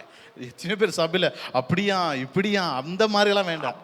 ಈ ಕರ್ತನ ಭೋಜನದಲ್ಲಿ ನಾವೇನ್ ಮಾಡ್ತೀವಿ? இந்த திருவிருந்து நம்ம என்ன செய்யணும்? ನನ್ನನ್ನ ನಾನು ಪರೀಕ್ಷೆ ಮಾಡ್ತೀನಿ. என்னை நான் சோதித்து பார்க்கிறேன். ಯಾರಾದ್ರೂ ನಿಮ್ಮ ಹತ್ರ ಬಂದ್ಬಿಟ್ಟು யாராவது உங்ககிட்ட வந்துட்டு ಹಂಗಂತೆ ಹಿಂಗಂತೆ ಅಂದ್ರೆ அப்படியா இப்படியான்னு சொன்னா கரெக்டா உண்மையா இருந்தா கரெக்டா என்கிட்ட வந்து சொல்லு, இல்லனாக்க போயிடன்னு சொல்லு. ನಿಜವಾಗಿದ್ರೆ ನನ್ನ ಹತ್ರ ಬಂದು ಹೇಳಿ, ಇಲ್ಲಾಂದ್ರೆ ಹೋಗ್ಬಿಡು. ಹಂಗಂತೆ ಹಿಂಗಂತೆ ಅನ್ನೋದೆಲ್ಲ ಮಾತು ದೇವ್ರ ಕೋಪ ನಮ್ಮ ಮೇಲೆ ಬರುತ್ತೆ. அப்படியா அப்படியா இப்படியான்ற பேச்சு நம்ம கிட்ட வந்தா கர்த்தருடைய கோபாக்கின் மேல வரும். ಮಾತಿಗೆ ಆಧಾರ ಇದೆಯಾ? அந்த பேச்சுக்கு ஆதாரம் இருக்கிறதா? ಅದನ್ನ ಮಾತ್ರ ಮಾತಾಡಿ. அது யோசித்து பார்க்கலாம். ಅದು ನಿಜ ಇಲ್ವಾ? அது உண்மை இல்லையா? ಅದು ಇನ್ನೂ ಗೊತ್ತಿಲ್ಲಪ್ಪ ನನಗೆ. அது தெரியாது. ಪ್ರೂಫ್ ಇಲ್ವಾ? ப்ரூஃப் இல்லையா? ಅದ್ರ ಬಗ್ಗೆ ಮಾತಾಡ್ಬೇಕು. அது குறித்து பேசக்கூடாது. ಅದೇ ಎಂಪ್ಟಿ ವರ್ಡ್ಸ್ ಎಂಬುದಾಗಿ. அதுதான் வெறுமையான பேச்சு. ಸೊ ಎಷ್ಟೋ ಜನಕ್ಕೆ ಇವತ್ತು ಕೃತಜ್ಞತಾ ಸ್ತುತಿ ಇಲ್ಲ. எத்தனையோ பேருக்கு நன்றி உள்ள ஸ்துதி இல்லை. ಆ ಒಂದು ಆಟಿಟ್ಯೂಡ್ ನಮ್ಮೆಲ್ಲರಿಗೂ ಇರಬೇಕು. அப்படிப்பட்ட ஆட்டிಟ್யூಡ್ நமக்கு இருக்க ಸರ್, ಈಗ வேண்டும். ಎರಡನೇದಾಗಿ ನೋಡೋಣ. இரண்டாவது நாம் பார்க்கலாம். ಪ್ರೈಸ್ ಅಥವಾ ಸ್ತುತಿ. பிரைஸ் அல்லது துதி. ಸ್ತುತಿ ಅಂದ್ರೇನು? துதி என்றால் என்ன? ಕೀರ್ತನೆ சங்கீதம் 34 ಒಂದನೇ ವಚನ ಓದೋಣ. 1வது வசனம். ನಾನು ಯೆಹೋವನನ್ನು ಎಡಬಿಡದೆ ಕೊಂಡಾಡುವೆನು, ಆತನ ಸ್ತೋತ್ರವು ಯಾವಾಗಲೂ ನನ್ನ ಬಾಯಲ್ಲಿ ಇರುವುದು. ನನ್ನ ಮನಸ್ಸು ಯೆಹೋವನಲ್ಲಿ ಹಿಗ್ಗುತ್ತಿರುವುದು, ಇದು ದೀನರು ಕೇಳಿ ಸಂತೋಷಿಸುವರು. கர்த்தரை நான் எக்காலத்திலும் ஸ்தோத்தரிப்பேன், அவர் துதி எப்பொழுது என் வாயில் இருக்கும். கர்த்தருக்குள் என் ஆத்துமா மேன்மை பாராட்டும், சிறுமைப்பட்டவர்கள் அதை கேட்டு மகிழுவார்கள். ಸ್ತುತಿ ಅಂದ್ರೇನು? துதி என்றால் என்ன? ದೇವರನ್ನ ವರ್ಣಿಸೋದು, தேவனை வர்ணிப்பது. ಅದನ್ನೇ ಭಾನುವಾರ ಮಾಡ್ಬೇಕು. அதே தான் ஞாயிற்றுக்கிழமை செய்யணும். ನೀವು ಹಾಡುಗಳು ಸೆಲೆಕ್ಟ್ ಮಾಡ್ತೀರಾ? நீங்க பாடல் செலக்ட் பண்ணுவீங்க. ಪ್ರಾರ್ಥನೆ ಹಾಡುಗಳನ್ನ ಸೆಲೆಕ್ಟ್ ಮಾಡಬೇಡಿ ಭಾನುವಾರ. ஜபத்தின் பாடல்களை செலக்ட் பண்ணாதீங்க. ಗಮನ ಇಡ್ರಿ, ದೇವ್ರನ್ನ ಆರಾಧನೆ ಮಾಡಿ, ದೇವ್ರನ್ನ ಸ್ತುತಿ ಮಾಡಂತ ಹಾಡುಗಳನ್ನ ಚೂಸ್ ಮಾಡಿ. தேவனை துதிக்கிற பாடல்களை செலக்ட் பண்ணுங்க. ಇಲ್ಲೇನ್ ಹೇಳ್ತಾ ಇದೆ? இங்க என்ன சொல்லுகிறது? ಅಲ್ಲೇನಾರ ಅವನ್ ಪ್ರಾಬ್ಲಮ್ ಹೇಳ್ತಾವನ? அங்க ஏதாவது பிரச்சனை சொல்லுகிறானா? ಅವன் ಇಲ್ಲ, ಅವನ್ ದೇವ್ರನ್ನ ಸ್ತುತಿಸ್ತಾ ಇದ್ದ. அவன் தேவனை துதிக்கிறான். ಇನ್ನೊಂದು ವಾಕ್ಯ ತೋರಿಸ್ತೀನಿ ನೋಡಿ. இன்னொரு வார்த்தை பார்க்க ಮತ್ತಾಯ 6ನೇ ಅಧ್ಯಾಯ மத்தேயு 6வது அதிகாரம் 10ನೇ ವಚನ. 10வது வசனம். ಪರಲೋಕದಲ್ಲಿರುವ ನಮ್ಮ ತಂದೆಯೇ, ನಿನ್ನ ನಾಮವು ಪರಿಶುದ್ಧವೆಂದು ಎಣಿಸಲ್ಪಡಲಿ. பரலோகத்தில் பரமண்டலங்களில் இருக்கிற எங்கள் பிதாவே, உம்முடைய நாமம் பரிசுத்தப்படுவதாக. ನೋಡಿ ಯೇಸುಸ್ವಾಮಿ ಏನ್ ಹೇಳ್ಕೊಟ್ರು, ಹೇಗೆ ಪ್ರಾರ್ಥನೆ ಮಾಡ್ಬೇಕಂತೆ? ಯೇಸುಸ್ವಾಮಿ எப்படி சொல்லி கொடுத்தார்? ಪರಲೋಕದಲ್ಲಿರುವ ನಮ್ಮ ತಂದೆಯೇ. பரமண்டலத்தில் இருக்கிற என்னுடைய பிதாவே. ನನ್ನ ತಂದೆ ಅಲ್ಲ, என் தகப்பனின் சொல்ல, ನಮ್ಮ ತಂದೆ, எங்கள் பிதாவே. ಅಂದ್ರೆ ಎಲ್ಲರೂ ನಾವೆಲ್ಲ ಒಂದೇ ಫ್ಯಾಮಿಲಿ, ನಮ್ಮೆಲ್ಲ ஒரೇ குடும்பம். ನಮ್ಮೆಲ್ಲರಿಗೂ ಡಿಫರೆನ್ಸ್ ಒಪಿನಿಯನ್ ಇರಬಹುದು, நம்மளுக்கெல்லாம் டிஃப்ரெண்ட் கணிப்பா இருக்கலாம், ಆದ್ರೆ ನಾವೆಲ್ಲ ಒಂದೇ ಫ್ಯಾಮಿಲಿ, நம்மெல்லாம் ஒரே குடும்பத்தார். ನಾನು ನಿಮ್ಮೆಲ್ಲರಿಗೂ ಹೇಳಿದೆ ಹೋದ ವಾರ, நான் கடந்த வாரம் உங்க எல்லாருக்கும் பார்த்து சொன்னேன். ವಾಟ್ಸ್ಆಪ್ ಗ್ರೂಪ್ ನಲ್ಲಿ, உங்க வாட்ஸ்அப் குரூப்ல ಯಾರಿಗಾದ್ರೂ ಕಾಯಿಲೆ ಇದ್ರೆ, யாருக்காவது வியாதி இருந்தால் ಅವ್ರಿಗೆ ಅಟ್ಲೀಸ್ಟ್ ಫೋನ್ ಮಾಡ್ರಿ, அட்லீஸ்ட் ஃபோன் பண்ணுங்க, ಇಲ್ಲ ಅವ್ರ ಹತ್ರ ಹೋಗ್ರಿ, இல்ல அவங்ககிட்ட போங்க. ಎಷ್ಟೋ ಜನ ನಮ್ಮ ಸಭೆಯಲ್ಲಿ ಮಾಡಲ್ಲ. எத்தனையோ பேர் நம்ம சபையில் அப்படி செய்வதில்லை. ಅದಕ್ಕೆ ಏನು ಹೇಳ್ತಾರೆ? அதுக்கு என்ன சொல்லுவாங்க? ಅವ್ರು ಕ್ರೈಸ್ತರಲ್ಲ, அவங்க கிறிஸ்தவங்க அல்ல. ಇಲ್ಲಿ ಬಹಳ ಕಡಿಮೆ ಕ್ರೈಸ್ತರು ಇರೋದು. இங்க ரொம்ப குறைந்த கிறிஸ்தவங்க தான் இருக்காங்க. ಚರ್ಚ್ಗೆ ಬಂದು ಹೋಗೋರು ಎಷ್ಟೋ ಜನ ಇದ್ದಾರೆ, சர்ச்சுக்கு வந்து போறவங்க எவ்வளவு பேர் இருக்காங்க? ಕ್ರಿಶ್ಚಿಯನ್ಸ್ ಬಹಳ ಕಡಿಮೆ, கிறிஸ்தவர்கள் ரொம்ப குறைவு. ಯಾಕೆ? ஏன்? ನಿಮ್ಗೆ ವಿಷಯ ತಿಳಿದ್ರೆ, உங்களுக்கு விஷயம் தெரிஞ்சா, ಅಟ್ಲೀಸ್ಟ್ ಕಾಯಿಲೆಯಲ್ಲಿರೋರು, அட்லீஸ்ட் வியாதியஸ்தர், ನೋವಲ್ಲಿರೋರು, நோவுல இருக்கிறவங்க, ನೀವಾದ್ರೂ ಹೋಗ್ರಿ, நீங்களாவது போயிட்டு, ಅಥವಾ ನೀವು ಫೋನ್ ಆದ್ರೂ ಮಾಡ್ರಿ, போனாவது பண்ணிட்டு, ನಿಮ್ಮ ಕೈನಲ್ಲಿ ಆಗದೆ ಹೋದ್ರೆ, உங்களால முடியாவிட்டா ನಿಮ್ಮ ಮನೆಯಲ್ಲಿರೋರು ಯಾರಿಗಾದ್ರೂ ಹೇಳ್ರಿ, ಫೋನ್ ಮಾಡಿ ಪ್ರಾರ್ಥನೆ ಮಾಡಕ್ ಹೇಳಿ, உங்க வீட்டுல சொல்லி ஜெபம் பண்ணியாவது வைங்க, ರೆಕಗ್ನೈಸ್ ಮಾಡ್ರಿ. அது தேற்றுக்கு. ಯಾಕಂದ್ರೆ ಯೇಸುಸ್ವಾಮಿ ಬರ್ಬೇಕಾದ್ರೆ ಯೇಸುಸ್ವಾಮಿ வரும்பொழுது ಬಲಗಡೆಯಲ್ಲಿ ಕೆಲವರು ಇರ್ತಾರೆ, வலது பக்கம் சில பேர் இருப்பாங்க, ಎಡಗಡೆಯಲ್ಲಿ ಕೆಲವರು இடது ಇರ್ತಾರೆ. பக்கம் சில பேர் இருப்பாங்க. ಈ ಎಡಗಡೆಯಲ್ಲಿ ಇರೋರು ಯಾರು? இந்த இடது பக்கத்துல இருப்பவர்கள் யார்? ಚರ್ಚ್ಗೆ ಬಂದು ಹೋಗೋರು. ஆலயத்துக்கு வந்து போறவங்க. ಆದ್ರೆ ಬಲಗಡೆಯಲ್ಲಿ ಇರೋರು ಯಾರು? வலது பக்கத்துல இருப்பவர்கள் யார்? ಯಾರಿಗೆ ಕಾಯಿಲೆ ಇದೆಯೋ, யாருக்கு வியாதி இருக்கிறதோ, ಯಾರ ಕಷ್ಟ ಇದೆಯೋ, யார் கஷ்டம் இருக்கிறதோ, ಅಟ್ಲೀಸ್ಟ್ ನಮ್ಗೆ ವಿಷಯ ತಿಳಿದ್ರೆ, அட்லீஸ்ட் விஷயம் தெரிஞ்சாவது ಅವ್ರ ಹತ್ರ ಹೋಗೋದೋ, அவன்கிட்ட போயிட்டு ಇಲ್ಲ ಅವ್ರಿಗೆ ಪ್ರೇಯರ್ ಮಾಡೋದೋ, ஜெபம் பண்ணுவதோ ಮಾಡಬೇಕು. செய்யணும். ಮಾಡ್ತಾ ಇಲ್ಲ ಎಷ್ಟೋ ಜನ. எத்தனை பேர் செய்வதில்லை? ನಮ್ಮ ಸಭೆಯಲ್ಲಿ ತೊಳೆ, ಬೇರೆ ಸಭೆ ಬೇಡ, நம்ம சபை, ನಮ್ಮ ಸಭೆನೇ ನಾವು ಜಡ್ಜ್ ಮಾಡೋಣ. நம்ம சபையை நம்ம சோதித்து பார்க்கலாம். ಎಷ್ಟೋ ಜನ ಹಂಗೆ ಮಾಡ್ತಾ ಇಲ್ಲ. You have to take it very seriously. எத்தனை பேர் அப்படி செய்வதில்லை? நிச்சயமாக நீங்க அப்படி செய்ய ಇಲ್ಲೇ வேண்டும். ಹೋದ್ರೆ ಒಂದು ವರ್ಡ್ ಹೇಳ, ஒரு வார்த்தை ನಾನು சொல்லட்டுமா? ಶಾಪ ಹಾಕಲ್ಲ, என் சாபம் ನಾನು வராது. ಶಾಪ ಹಾಕಕ್ಕೆ ದೇವರು ನನ್ನ ಪಾಸ್ಟರ್ ಆಗಿ ಮಾಡಿಲ್ಲ. நான் சபிக்க தேவன் என்ன பாஸ்டா வைக்கவில்லை. ನಿಮ್ಮನ್ನೆಲ್ಲ ಸರಿ ಮಾಡಕ್ಕೆ, உங்களை எல்லாம் சீர்படுத்த, ನಿಮ್ಮನ್ನೆಲ್ಲ ಎನ್ಕರೇಜ್ ಮಾಡಕ್ಕೆ உங்களை எல்லாம் என்கரேஜ் பண்ண ನನ್ನ ದೇವರು ಪಾಸ್ಟರ್ என்ன ಆಗಿಟ್ಟಿದ್ದಾರೆ. பாஸ்டராக தேவன் வைத்திருக்கிறார். ನಾನು ಹೇಳಲ್ಲ ಏನಂತ, நான் சொல்லட்டுமா? ನೀವು ಕಾಯಿಲೆ ಇರೋರ್ನ, நீங்க வியாதியஸ்தர்களை ನಿಮಗೆ ಒಂದು ವೇಳೆ ವಿಷಯ ತಿಳಿದ್ರೆ, ஒருவேளை உங்க விஷயம் தெரிஞ்சுட்டா, ಅಟ್ಲೀಸ್ಟ್ ನೀವು ಫೋನ್ ಮಾಡದೆ ಹೋದ್ರೆ அட்லீஸ்ட் ஃபோன் பண்ணாவிட்டாலும் ನೀವು ಕ್ರೈಸ್ತರಲ್ಲ. நீங்க கிறிஸ்தவர்களே கிடையாது. ಕ್ರೈಸ್ತರಂದ್ರೆ ಯಾರು? கிறிஸ்தவர்கள் என்றால் யாரு? ನಮ್ಮ ಮನೆ ಮೊದಲನೇದಾಗಿ ನಾವು ವಾಸ ಮಾಡಂತ ಮನೆ, நம் வீடு, நம்ம வாசம் செய்யக்கூடிய வீடு. ಎರಡನೇ ಮನೆ ಸಭೆ. ரெண்டாவது வீடு சபை. ಸಭೆಯಲ್ಲಿರೋರ್ನೇ ನೀವು ಮಾತಾಡ್ಸಲ್ಲ ಅಂದ್ರೆ, சபையில இருக்கிறவங்களே நீங்க பேசாவிட்டா, ಸಭೆಯಲ್ಲಿರೋರ್ ಬಗ್ಗೆ ನೀವು ಕೇರ್ ತಗೊಳ್ಳಲ್ಲ ಅಂದ್ರೆ, சபையில இருக்கிறவங்க குறித்து கேர் எடுத்துக்காவிட்டால், ಕ್ರಿಶ್ಚಿಯನ್ನ ನಾನು ಕ್ರಿಶ್ಚಿಯನ್, நீ கிறிஸ்தவனா இல்ல கிறிஸ்தவன் இல்லையா? ಬಹಳ ಎಚ್ಚರಿಕೆ ரொம்ப ಆಗಿರ್ಬೇಕು. ஜாகிரதையா இருக்கணும். ವಾಟ್ಸ್ಆಪ್ ಗ್ರೂಪ್ ಅಲ್ಲಿ ನಮಗೆ ತಿಳಿಯಪಡಿಸ್ತಾರೆ, வாட்ஸ்அப் குரூப்ல எங்களுக்கு தெரியப்படுத்துவார்கள். ಕೆಲವರು ತಿಳಿಯಪಡಿಸಲ್ಲ. சில நேரத்தில் ಅವಾಗ ನಾವು ಏನು ಮಾಡಕ್ಕಾಗಲ್ಲ. அப்ப ஒன்றும் செய்ய முடியாது. ಬಟ್ ನಮಗೆ ಗೊತ್ತಾದ್ರೆ ಒಳ್ಳೇದು. எங்களுக்கு தெரிஞ்சு விட்டா நல்லது. ಸರಿ, ನೀವು ಕೇಳ್ಬೋದು, நீங்க கேட்கலாம், ನೀವು ಹೋಗ್ತೀರಾ? பாஸ்டர் நீங்க ನಿಮ್ಮ போயிருக்கீங்களா? ಮನೆಯಲ್ಲಿ ಇರೋರು ಹೋಗ್ತಾರಾ? உங்க வீட்டுல இருக்கிறவங்க போறாங்களா? ನೀವು ಬಂದು ಕೇಳಿ ನಮ್ಮ ಮನೆಯಲ್ಲಿ, ಆಮೇಲೆ ನಾನು ಹೇಳ್ತೀನಿ. நீங்க வந்து கேளுங்க. அப்ப ನಾನು சொல்றேன். ಏನ್ ಮಾಡ್ತೀನೋ ಅದನ್ನೇ ಪ್ರಸಂಗ ಮಾಡ್ತಾರ. நான் எதை பிரசங்கம் ನಾನು செய்யறேன் ಮಾಡದೇ அதை ಇರೋದನ್ನ சொல்லுங்க. ಪ್ರಸಂಗ ಮಾಡಕ್ ನನಗೆ ಇಷ್ಟ ಇಲ್ಲ. நான் செய்யாததை சொல்ல விருப்பம் இல்லை. ಯು ಆರ್ ಕ್ರಿಶ್ಚಿಯನ್, ನೀವು ಕ್ರಿಶ್ಚಿಯನ್ನ. நீங்க கிறிஸ்தவர்களா? ನಿಮ್ಮ ಸ್ಟೇಟಸ್ಗಳ ಬಗ್ಗೆ ಜಾಸ್ತಿ ಮಾತಾಡದೇನೆ, உங்க ஸ்டேட்டஸ் குறித்து அதிகமா பேசாதபடி, ಕಷ್ಟದಲ್ಲಿರೋರು, கஷ்டத்துல இருக்கிறவங்க, ದುಃಖದಲ್ಲಿರೋರು, துக்கத்துல இருக்கிறவங்க, ನಿಮ್ಮ ಹಣ ಬೇಡ, உங்க பணம் வேண்டாம். ಎಲ್ಲರೂ ನಿಮ್ಮ ಹಣಕ್ಕಾಗಿ ಎದುರು ನೋಡ್ತಾ ಇಲ್ಲ, எல்லாம் பணத்துக்காக ನಿಮ್ಮ எதிர்பார்ப்பதில்லை. ಒಂದು ಮಾತುಗಾಗಿ ಎದುರು ನೋಡ್ತಾ ಇಲ್ಲ. ஒரு பேச்சுக்காக ಸೊ எதிர்பார்க்கறாங்க. ಅವ್ರಿಗೆ ಎನ್ಕರೇಜ್ ಮಾಡ್ರಿ, என்கரேஜ் பண்ணுங்க. ಇದು ಬಹಳ இது ಪ್ರಾಮುಖ್ಯ. ரொம்ப முக்கியம். ಈಗ ನಾವು ನೋಡೋಣ, ಸ್ತುತಿ ಅಂದ್ರೆ ಏನು? துதி என்றால் என்ன? ದೇವರು ಯಾರಾಗಿದ್ದಾರೆ ಅದಕ್ಕೆ ಸ್ತುತಿ ಮಾಡ್ಬೇಕು. தேவன் யாராக இருக்கிறாரோ அதுக்காக நன்றி செலுத்த வேண்டும். ಕೃತಜ್ಞತೆ ಅಂದ್ರೆ ಏನು? நன்றி கடன் என்றால் என்ன? ದೇವರು ನಿನಗೆ ಏನು ಮಾಡಿದಾರೋ ಅದಕ್ಕೆ ಥ್ಯಾಂಕ್ಸ್ ಹೇಳೋದೇ ಕೃತಜ್ಞತೆ. தேவன் என்ன உனக்கு செய்தாரோ அதுக்காக நீ நன்றி ಈಗ செலுத்துவது. ಮೂರನೇದಾಗಿ ಬರೋಣ. மூன்றாவது பார்க்கலாம். ಎಲ್ಲ ಓದ್ರಿ, ಏನದು? ஆராதனை. ವರ್ಷಿಪ್. ஆராதனை. ನೋಡಿ, ಅಲ್ಲಿ ಯೇಸು ಸ್ವಾಮಿ ಆ ಸ್ತ್ರೀ ಹತ್ರ ಹೇಳ್ತಾ ಇದ್ದಾರೆ, இயேசு சுவாமி அந்த ஸ்திரியை பார்த்து சொன்னார், ದೇವರು ಹುಡುಕ್ತಾ ಇದ್ದಾರೆ, தேவன் தேடுகிறார், ದೇವರು ಅಪೇಕ್ಷಿಸ್ತಾ ಇದ್ದಾರೆ. தேவன் எதிர்பார்க்கிறார். ಯಾರನ್ನ? யாரை? ಆ ಬೆಟ್ಟದಲ್ಲಿ ಆರಾಧನೆ ಮಾಡೋರಲ್ಲ, அந்த மலையில ஆராதிக்கிறவங்க அல்ல, ಆ ಬಾವಿ ಹತ್ರ ಆರಾಧನೆ அந்த ಮಾಡೋರಲ್ಲ. கிணற்றின் அருகே ஆராதிக்கிறவங்க அல்ல. ಒಂದು ಸಮಯ ಬರ್ತದೆ, ஒரு காலம் வரும், ದೇವರು ಹುಡುಕ್ತಾ ಇರೋದು ಯಾರನ್ನ ಅಂದ್ರೆ, தேவன் தேடுகிறது யார் என்றால், ಆತ್ಮೀಯ ರೀತಿಯಲ್ಲಿ ಸತ್ಯಕ್ಕೆ ತಕ್ಕ ಹಾಗೆ ಆರಾಧನೆ ಮಾಡುವವರನ್ನ ದೇವರು ಹುಡುಕ್ತಾ ಇದ್ದಾರೆ. ஆவியோடும் உண்மையோடும் ஆராதிக்கிறவர்களை தேவன் தேடுகிறார். ಹಾಗಾದ್ರೆ ನಮ್ಮ ಜೀವಿತ ನಾವು ಚೆಕ್ ಮಾಡೋಣ. நம்முடைய வாழ்க்கை சோதித்து பார்க்கலாம். ನಾನು ಈ ವಾಕ್ಯದ ಪ್ರಕಾರ ದೇವರನ್ನ ಆರಾಧನೆ ಮಾಡ್ತಾ ಇದ್ದೀನಿ. இந்த வார்த்தைக்கு ஏற்றபடி நான் தேவனை ஆராதிக்கிறேனா? ನಾನು ಒಂದು 2-3 ವಾಕ್ಯ ತೋರಿಸ್ತೀನಿ. 2 வார்த்தையை காட்டுகிறேன். ಅದರಲ್ಲಿ ನನ್ನನ್ನು ನಾನು ಚೆಕ್ ಮಾಡ್ತೀನಿ, ನಿಮ್ಮನ್ನು ನೀವು ಚೆಕ್ ಮಾಡಿ. என்னை நான் சோதித்து பார்க்கிறேன், உங்களை நீங்க சோதித்து பாருங்க. ಬೇರೆಯವ್ರ ಬಗ್ಗೆ ಎಲ್ಲ ಹೇಳ್ಬೇಡಿ, மற்றவங்களை குறித்து சொல்லாதீங்க. ನಿಮ್ಮ ಬಗ್ಗೆ ನೀವು ಚೆಕ್ ಮಾಡಿ, உங்களை குறித்து யோசிங்க. ನನ್ನ ಬಗ್ಗೆ ನಾನು ಚೆಕ್ ಮಾಡ್ತೀನಿ. என்னை குறித்து நான் ನಿಜವಾಗ್ಲೂ ಆತ್ಮೀಯ ರೀತಿಯಲ್ಲಿ ಸತ್ಯಕ್ಕೆ ತಕ್ಕ ಹಾಗೆ ಆರಾಧನೆ ಮಾಡ್ತಾ ಇದ್ದೀರಾ ಇಲ್ವಾ ಅಂತ. நான் உண்மையாக உண்மையோடு ஆராதிக்கிறேன் இல்லையா? ದಯವಿಟ್ಟು ಯಾರು ಕೊಚ್ಕೊಳ್ಬೇಡಿ, யாரும் பெருமைப்படாதீங்க. ನನ್ನ ಸಭೆ ಇಂಥದ್ದು, என் சபை இப்படி, ನನ್ನ ಸಭೆ ಬಿಲ್ಡಿಂಗ್ ಇಂಥದ್ದು, என் சபை பில்டிங் ನಮ್ಮ அப்படி, ಸಭೆಯಲ್ಲಿ ಒಳ್ಳೆ ಮ್ಯೂಸಿಕ್ ಇದೆ, நல்ல மியூசிக் இருக்குது, ನಮ್ಮ ಸಭೆಯಲ್ಲಿ ಲೈಟ್ ಇದೆ. என் சபை லைட் இருக்குது. ಆದ್ರೆ ದೇವ್ರು ಏನ್ ಹೇಳ್ತಾವ್ರೆ? தேவன் என்ன சொன்னார்? ಅವಮ್ಮ ಬೆಟ್ಟದಲ್ಲಿ ಆರಾಧನೆ ಮಾಡ್ತೀವಿ ಅಂದ್ರೆ அந்த அம்மா மலை மேல ஆராதிக்கணும்னு சொன்னார். ಇಂಟ್ರೆಸ್ಟ್ ತೋರಿಸಿಲ್ಲ, ஏசப்ப ಇಂಟ್ರೆಸ್ಟ್ ಕಾಟವೇ ಇಲ್ಲ. ಇಂಟ್ರೆಸ್ಟ್ ತೋರ್ಸೇ ಇಲ್ಲ. ಇಂಟ್ರೆಸ್ಟ್ ಕಾಟ. ಅಯ್ಯೋ ಹೌದಾ, ಅಂದ ಮಲೆಯಾ? ஓ ಆ ದೊಡ್ಡ ಬೆಟ್ಟನಾ? ಕೆಲವರೆಲ್ಲ ಹಂಗೇನೆ ಹೇಳೋದು, ಏನ್ ಗೊತ್ತಾ?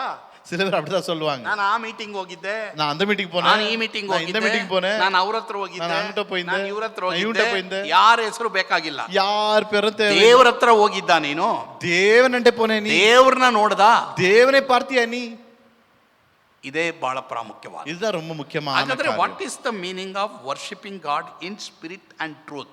ಸತ್ಯಕ್ಕೆ ತಕ್ಕ ಹಾಗೆ ದೇವರನ್ನ ಆರಾಧಿಸುವುದು ಹೇಗೆ? ஆவியோடு உண்மையோடு தேவனை ஆராதிப்பது எப்படி? ಸೋಮವಾರದಿಂದ ಶನಿವಾರನೇ ನಡೆಯೋದು ಇದು. திங்கக்கிழமை சனிக்கிழமை வரைக்கும் நடக்கும். ನೋಡೋಣ, ಸರಿನಾ? ಎಲ್ಲರೂ ಇಲ್ಲಿದ್ದೀರಾ? எல்லாம் இருக்கிறீங்களா? ಅಂದ್ರೆ ಇಲ್ಲಿವರೆಗೂ ನೀವು ದೇವರನ್ನ ಸ್ತುತಿಸಿದ್ದು ಕೊಂಡಾಡಿದ್ದು ತಪ್ಪು ಅಂತ ಹೇಳ್ತಾ ಇಲ್ಲ. இதுவரைக்கும் தேவனை துதித்தது கொண்டாடினது தவறல்ல. ಆದ್ರೆ ಇನ್ನೊಂದು ಸ್ಟೆಪ್ ಮೇಲೆ ಹೋಗ್ರಿ ಅಂತ ನಿಮ್ಮನ್ನ ಎನ್ಕರೇಜ್ ಮಾಡ್ತಾ ಇದ್ದೀನಿ. இன்னும் ஒரு படி அதிகமாக போக என்று நான் என்கரேஜ் ಅಯ್ಯೋ பண்ணுகிறேன். ನಾನು ಏನಪ್ಪಾ ಏನು ಮಾಡಿಲ್ವೇ ಅಂತ ದಯವಿಟ್ಟು ಕಂಡೆಮ್ ಮಾಡಬೇಡಿ. ஐயோ நான் ஒண்ணுமே செய்யல, தயவு செய்து கண்டம் பண்ணிக்காதீங்க. ನೀವು ಕೃತಜ್ಞತಾ ಸ್ತುತಿಯಿಂದ ಸ್ತುತಿಗೆ ಹೋಗ್ರಿ, நீங்க நன்றி உள்ளத்தோட துதிக்கு போங்க, ಸ್ತುತಿಯಿಂದ ಆರಾಧನೆಗೆ ಹೋಗ್ರಿ. துதியில இருந்து ஆராதனைக்கு போங்க. ಸರಿ, ಈಗ ಸತ್ಯಕ್ಕೆ ತಕ್ಕ ಆರಾಧನೆ. ರೋಮ 12:1-3 ನೋಡೋಣ. ரோமர் கெழுத நிருபம் 12வது அதிகாரம் 1 முதல் 3 வரை. ಆದುದರಿಂದ ಸಹೋದರರೇ, ದೇವರ ಕನಿಕರವನ್ನು ನಿಮ್ಮ ನೆನಪಿಗೆ ತಂದು ನಿಮ್ಮನ್ನು ಬೇಡಿಕೊಳ್ಳುವುದೇನೆಂದರೆ, ನೀವು ನಿಮ್ಮ ದೇಹಗಳನ್ನು ದೇವರಿಗೆ ಮೀಸಲಾಗಿಯೂ ಮೆಚ್ಚುಗೆಯಾಗಿಯೂ ಇರುವ ಸಜೀವ ಯಜ್ಞವಾಗಿ ಅರ್ಪಿಸಿರಿ. ಇದೇ ನಿಮ್ಮ ವಿವೇಕಪೂರ್ವಕವಾದ ಆರಾಧನೆಯು.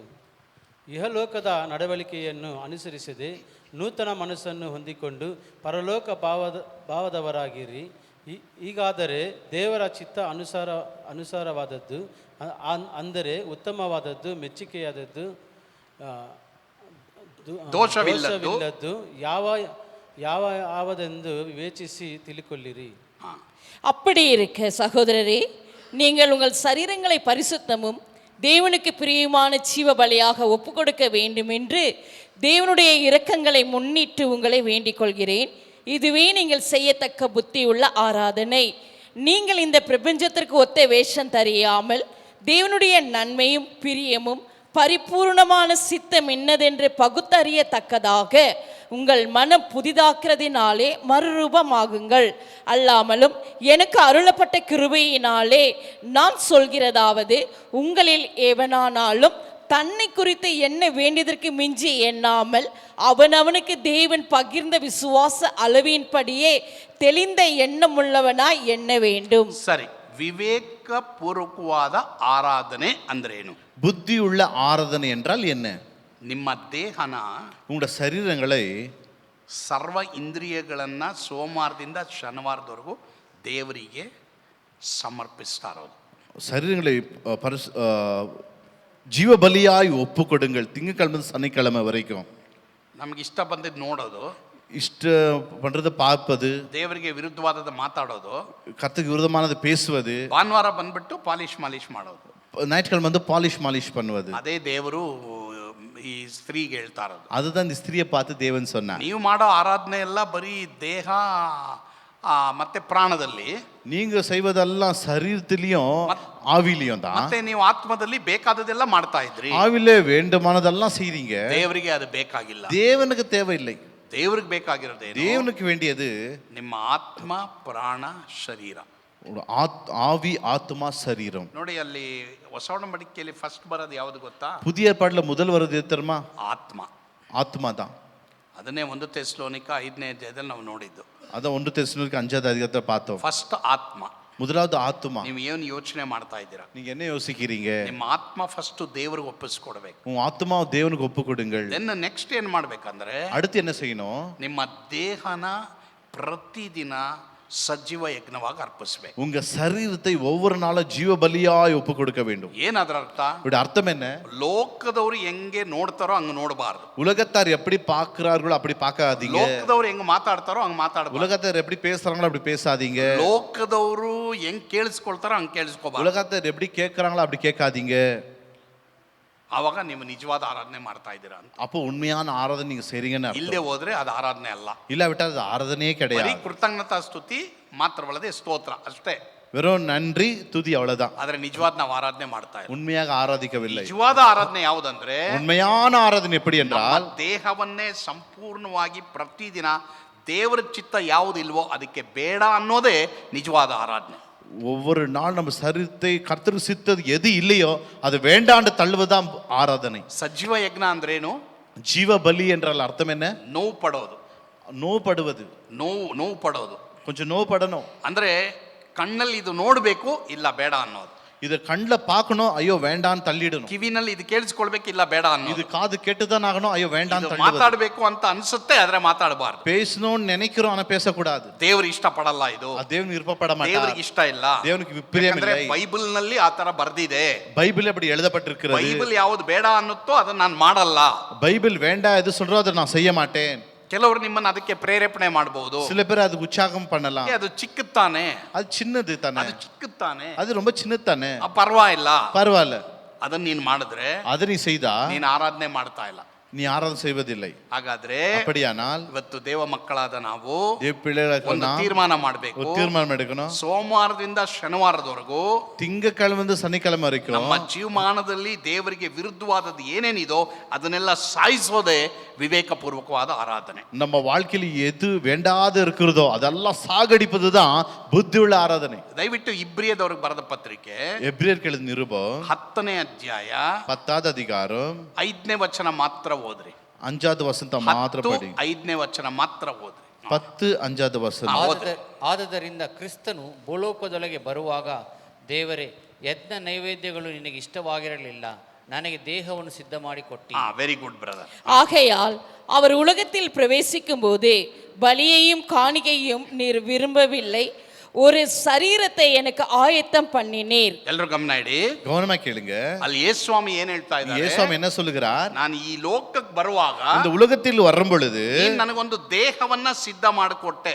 ನೀವು எனக்கு ஒரு சரீரத்தை உண்டாக்கி கொடுத்தீர். ನಿನಗೆ ಇಲ್ಲಿ ಯಜ್ಞ ನೈವೇದ್ಯಗಳು ಬೇಡ, இங்க பலிகள் காணிக்க தேவையில்லை, ನೀನು ಅದರಲ್ಲಿ ಸಂತೋಷ ಪಡೋದಿಲ್ಲ. நீ அதுல விருப்பமும் படுவதில்லை. ಆದ್ರೆ ನೀನು ಯಾವುದರಲ್ಲಿ ಸಂತೋಷ ಪಡ್ತೀಯಾ? நீ எதுல சந்தோஷப்படுவே? ಈ ದೇಹದಲ್ಲಿ. இந்த சரீரத்துல 7ನೇ ವಚನ ನೋಡ್ರಿ, 7வது ವಚನ பாருங்க. 7ನೇ ವಚನ ಓದ್ರಿ. 7வது ವಚನ. ಆಗ ನಾನು ಇಗೋ ದೇವರೇ ನಿನ್ನ ಚಿತ್ತವನ್ನು ನೆರವೇರಿಸುವುದಕ್ಕೆ ಬಂದಿದ್ದೇನೆ, ಗ್ರಂಥದ ಸುರಳಿಯಲ್ಲಿ ನನ್ನನ್ನು ಕುರಿತು ಬರೆದದೆ ಎಂದು ಹೇಳಿದನು ಅನ್ನುತ್ತಾನೆ.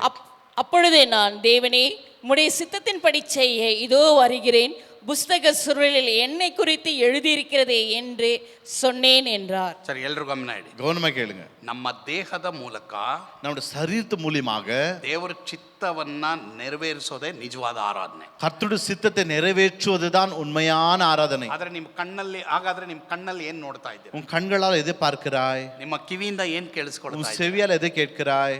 ನಿಮ್ಮ ಬಾಯಿಂದ ಏನ್ ಮಾತಾಡ್ತಾ ಇದ್ದೀರಾ? உன் வாயின் வார்த்தை எதை பேசுகிறாய்? ದೇವ್ರ ಚಿತ್ತನ? கர்த்தருடைய சித்தமா? ದೇವ್ರಿಗೆ ಇಷ್ಟ ಇದೆಯಾ ಅದು? கர்த்தருக்கு பிரியம் இருக்குதா? ದೇವರಿಗೆ ಇಷ್ಟ ಇಲ್ಲದೆ ಇರೋದನ್ನ ನಮ್ಮ ದೇಹದ ಮೂಲಕ ಯಾವುದಾದ್ರೂ ಮಾಡಿದ್ರೆ, கர்த்தருக்கு பிரியம் இல்லாததை நம் சரீரத்து மூலியமா நாம் ಅದು செய்தால், ವಾಕ್ಯಕ್ಕೆ ಆಧಾರ ಇಲ್ಲದೆ ಹೋದ್ರೆ, அது கர்த்தருடைய வார்த்தைக்கு ஆதாரம் இல்லாவிட்டால் ಅದು ಆರಾಧನೆ ಅಲ್ಲ. அது ஆராதனையே ಹಾಗಾದ್ರೆ கிடையாது. ಇವತ್ತು ಒಂದು ಪ್ರಶ್ನೆ ನಮ್ಮನ್ನ ನಾವೆಲ್ಲರೂ ಕೇಳ್ಕೊಳ್ಳೋಣ. இன்றைக்கு ஒரு கேள்வி நம்மையே நாம் கேட்கலாம். ನಮ್ಮ ದೇಹದ ಮೂಲಕ ದೇವರ ಚಿತ್ತ ನೆರವೇರಿಸ್ತಾ ಇದೀವಾ? நம் சரீரத்து மூலியமாக கர்த்தருடைய சித்தத்தை நிறைவேற்றுகிறோமா? ದೇವರ ಕನಿಕರವನ್ನ ನೆನಪಿಗೆ ತಂದುಕೊಳ್ಳ್ರಿ. கர்த்தருடைய இரக்கங்களை முன்னிட்டு ದೇವರಿಗೆ ಬೇಕಾಗಿರೋದು ಏನು ಗೊತ್ತಾ? கர்த்தருக்கு தேவை என்ன தெரியுமா? ಸೋಮವಾರದಿಂದ ಶನಿವಾರದವರೆಗೂ திங்கக்கிழமை சனிக்கிழமை வரைக்கும் ನಮ್ಮ ಶರೀರದಿಂದ, நம்ம சரீரத்து மூலியமாக ನಮ್ಮ ಶರೀರವನ್ನು நம் சரீரங்களை ದೇವರಿಗೆ ಸಮರ್ಪಿಸೋದು. தேவனுக்கு ஒப்பு கொடுக்க வேண்டும். ದೇವರು ಯಾವುದನ್ನ ಬೇಡ ಅಂದಿದಾರೋ தேவன் எது வேண்டாம்னு சொன்னாரோ ಅದನ್ನ ಮಾಡಬೇಡಿ. அது பண்ணாதீங்க. ದೇವರು ಯಾವುದನ್ನ ಮಾಡು ಅಂದಿದಾರೋ தேவன் எதை செய்யுன்னு சொன்னாரோ ಅದನ್ನ ನೀವು ಮಾಡಿ. அது செய்யுங்க. ಎಷ್ಟೋ ಜನ ಸಿನಿಮಾದ ಹಾಡುಗಳು ಹಾಕೊಂಡಿದ್ದಾರೆ. எத்தனையோ பேர் சினிமா பாடல்ல ಮೊಬೈಲ್ போட்டுக்கொண்டிருக்காங்க. ಅದಲ್ಲ ಎನ್ನ ತಪ್ಪು? அதில் ஏன் தப்பு? ಆಮೇಲೆ ಹೇಳೋದೇನು? பிறகு சொல்வது என்ன? ನಾನು ದೊಡ್ಡ ಸಭೆಗೆ ಹೋಗ್ತಾ ಇದ್ದೀನಿ, நான் பெரிய சபைக்கு போறேன். ಸೊ ಎಷ್ಟೋ ಜನರನ್ನ ಇವತ್ತು ಆ ರೀತಿ ಕಾಂಪ್ರಮೈಸ್ ಮಾಡಿ, எத்தனையோ பேர் அப்படி காம்ப்ரமைஸ் பண்ணி ಏನ್ ಮಾಡ್ತಾ ಇದ್ದಾರೆ ಇವತ್ತು ಜನರು ನೋಡಿ. ನಮಗೆ ಎಷ್ಟೋ ಜನ ಬರ್ತಾ ಇದ್ದಾರೆ. பாரு எவ்வளோ பேர் எங்க சபைக்கு வராங்க. ದೇವರಿಗೆ ಎಷ್ಟು ಜನ ಬರ್ತಾ ಇದ್ದಾರೆ ಅದೆಲ್ಲ ಮುಖ್ಯ. தேவனுக்கு எத்தனை பேர் வராங்க அது முக்கியமல்ல. ನೀನು ನಿನ್ನ ದೇಹದಿಂದ ದೇವ್ರ ಚಿತ್ತ ಮಾಡ್ತಾ ಇದೆಯಾ ಅದು ಮುಖ್ಯ.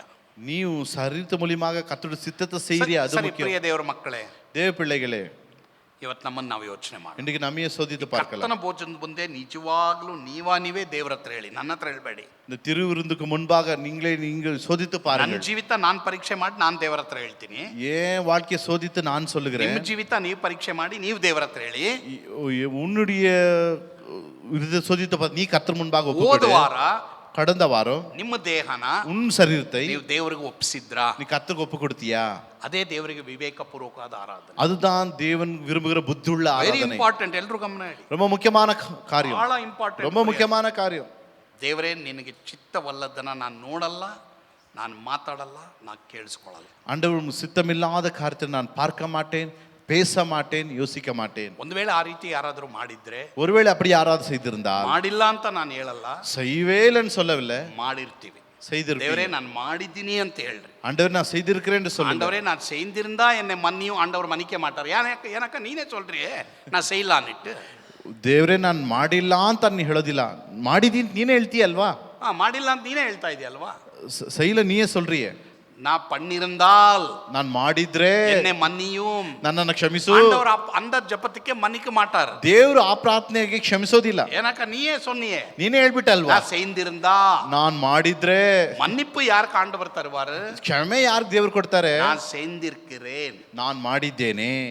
ಎಲ್ರು ಗಮನಾಡಿ. Very important. ரொம்ப ಮುಖ್ಯமான காரியம். ಒಂದು ವೇಳೆ ನಿಮಗೆ ಇಷ್ಟ ಆಗದೆ ಇರಬಹುದು ಈ ಪ್ರಸಂಗ, இந்த பிரசங்கம் உனக்கு விருப்பம் இல்லாமல் இருக்கலாம். ದೇವರ ವಾಕ್ಯದಲ್ಲಿ ಬರೆದಿದೆ, வேதம் சொல்கிறது ನಿಜವಾದ ಆರಾಧನೆ ಮಾಡಿ, உண்மையான ஆராதனை செய்யுங்க. ಸತ್ಯಕ್ಕೆ ತಕ್ಕ ಸೋಮವಾರದಿಂದ ಶನಿವಾರದವರೆಗೂ ಸತ್ಯಕ್ಕೆ ತಕ್ಕ ಹಾಗೆ ನಡೀರಿ. திங்கள் சனிக்கிழமைக்கு சத்தியத்துக்கு ஏற்றபடி நடுங்கள். ಸತ್ಯಕ್ಕೆ ತಕ್ಕ ಹಾಗೆ ನೋಡ್ರಿ, சத்தியத்துக்கு ஏற்றபடி பாருங்கள், ಸತ್ಯಕ್ಕೆ ತಕ್ಕ ಹಾಗೆ ಮಾತಾಡ್ರಿ. சத்தியத்துக்கு ஏற்றபடி பேசுங்கள். ಒಂದು ವೇಳೆ ನಾನು ನೀನು ಬಿದ್ದಿದ್ರೆ, ஒருவேளை நீ நான் விழுந்து போயிருந்தால், ಓ ನಾನು ಬಿದ್ದುಬಿಟ್ಟೆ ಸ್ವಾಮಿ, ஆண்டவரே நான் விழுந்திருக்கிறேன் ஆண்டவரே, ಕ್ಷಮಿಸು ದೇವರೇ, என்ன மன்னிங்க ஆண்டவரே. ಬರೀ ಏನೋ ಒಂದು ಕಪಟದ ಆರಾಧನೆ ಮಾಡೋದು ಬೇಡ, நான் ஏதோ ஒரு மூடத்தனமான ஆராதனை செய்வது வேண்டாம். ಬುದ್ಧಿಯುಳ್ಳ ಆರಾಧನೆ ಮಾಡಬೇಕು நான் ಸ್ವಾಮಿ. புத்தியுள்ள ஆராதனை செய்ய வேண்டும். ಆ ರೀತಿ ನನ್ನ ನಡೆಸು ಸ್ವಾಮಿ. அப்படி என்ன நடத்துவீரா? ಎಲ್ಲರೂ ದಯವಿಟ್ಟು ಎದ್ದು ನಿಂತ್ಕೊಳ್ಳೋಣ. நாம் யாரும் எழுப்பி நிக்கலாம்.